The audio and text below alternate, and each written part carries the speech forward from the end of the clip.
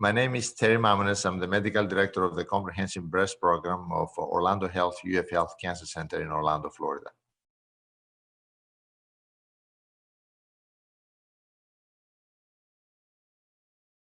There have been randomized clinical trials using using axillary radiation, also even breast radiation and axillary radiation, that have shown that actually the use of radiation can minimize local recurrence in the axilla and can actually limit the need for an axillary dissection. First, the ACOSOC Z11 trial was for patients that undergo lumpectomy and breast radiotherapy.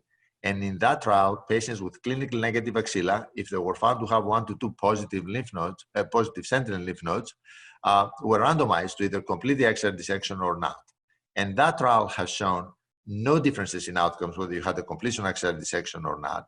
And one of the reasons for that was that breast radiotherapy, to some extent, reaches the axilla as well and helps control the disease in the axilla. So it's not the only reason, but certainly the radiation to the breast helped.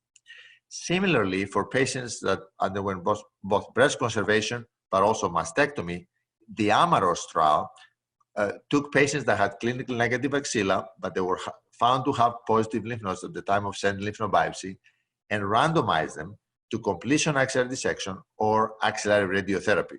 In other words, radiotherapy targeted to the axilla.